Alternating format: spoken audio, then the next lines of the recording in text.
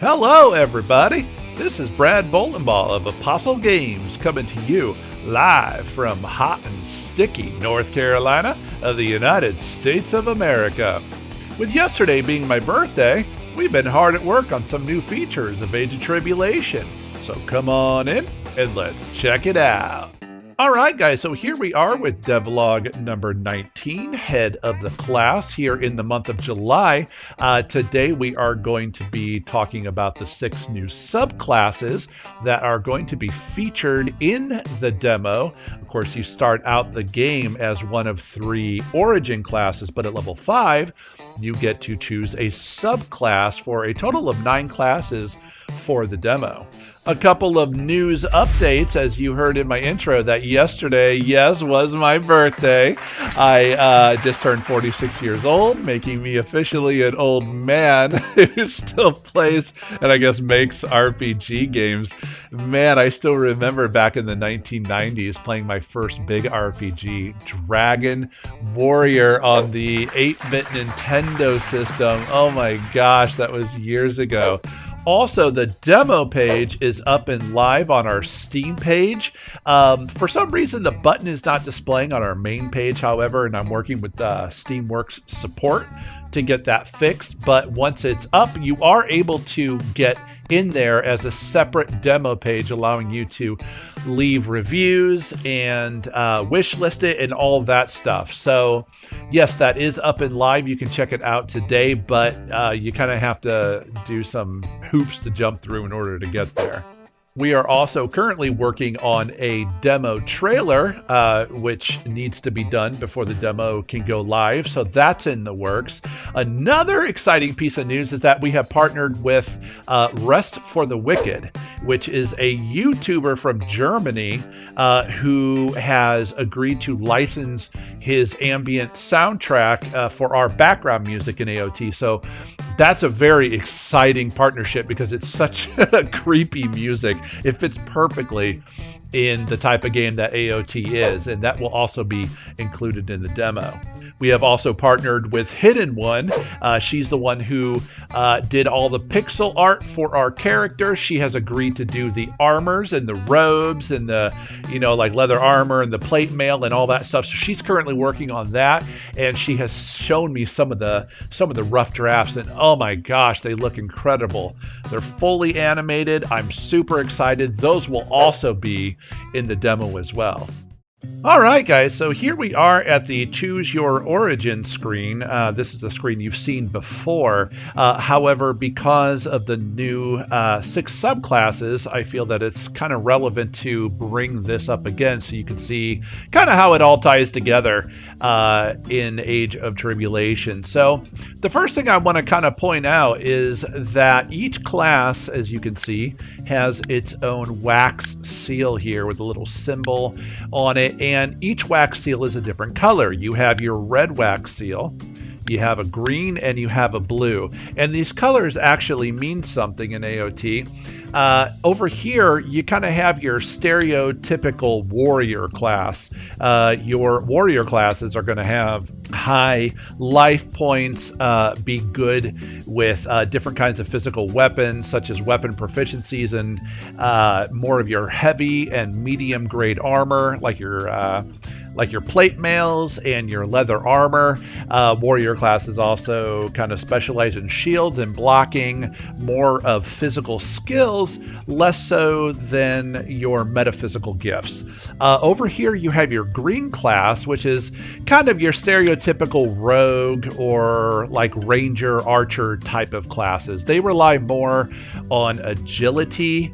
They're kind of in the mid-range when it comes to life versus faith. They use weapons that are more based on agility and less on destruction, and they tend to be faster classes and have a lower target rate because, as an archer tends to stand back and fire arrows, so they're going to be attacked less likely, and then also like your acrobatic kind of classes. Over here with the blue wax seal, you have more of kind of your stereotypical mage class, your spellcaster, if you will, or priest class. They're going to have less life points and a lot more faith points. They're going to rely more on metaphysical gifts, supernatural kinds of things. They also have less in the way of armor proficiencies and weapon proficiencies, but rely more on like your charms and those different kinds of things. The reason that I am bringing this up is because at level 5, level 10, 15, and level 20, your character is going to subclass, which means they will no longer be a laborer or a farmhand or a convert. And when they go into a subclass, they're going to be diving deeper into their respective color. So in the case of a laborer, which is a red class, when they go to subclass, they can either choose to stay purely red and go into the defender subclass, or they can blend and sidestep and do a hybrid class of red and blue, which would be a zealot class, which eventually leads to more of like a paladin type of role. Or they can branch off to the right and blend red with a green class and become a scout, which is more of like your eventual archer type of class. And then the same thing also goes with the farmhand. You can choose to subclass straight down into another green class, or you can branch off and do a hybrid of green and blue or green and red.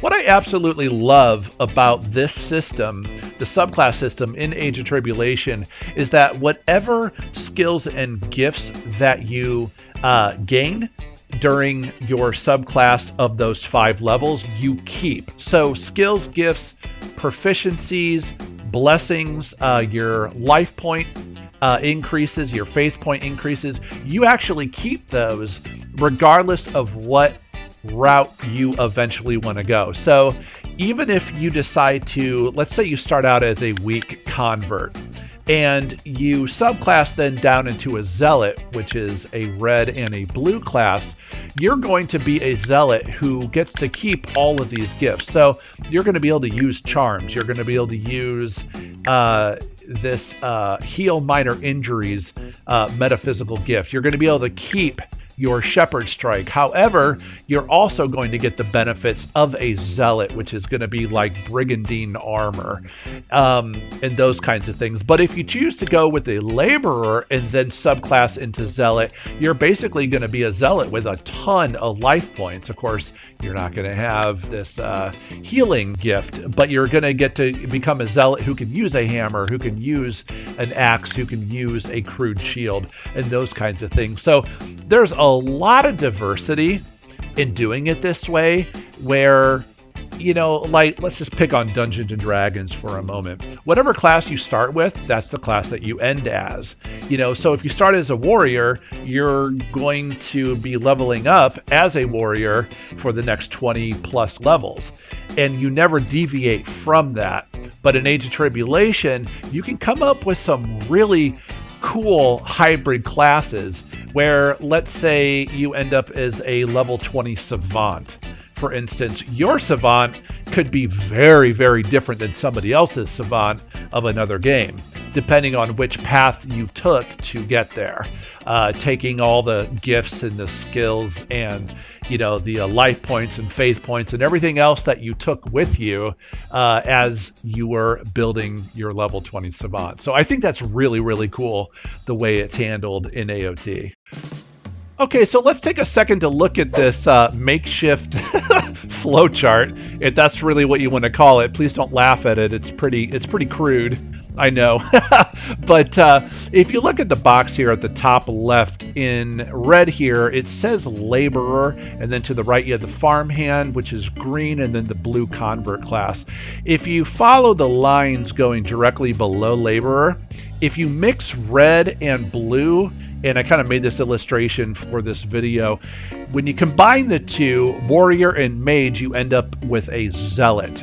A zealot is basically kind of like your paladin arch class. They use supernatural gifts, but they also are kind of that kind of that light plate armor type of class. They can use light shields. A lot of times they'll use a one-handed smashing weapon, such as like a warhammer, maces, flanges, things like that. They specialize in damage resistance bonuses. So, physically they're pretty hard to kill, actually spiritually as well, because they don't just cover physical damage bonuses, but also spiritual or metaphysical types of damage. To the right of that, if you decide to go red and red, you'll be subclassing as a defender. And a defender is kind of like your guardian archetype, your vanguard. They're basically a tank. And they wear a lot of heavy plate armor. They carry heavy shields for weapons, typically swords, axes. They will get access to the Great Maul, and they do have a target rate increase, allowing them to essentially taunt the enemy into attacking them instead of their companions and the other mercenaries. They specialize in blocking percentage and metaphysical shielding along with life points.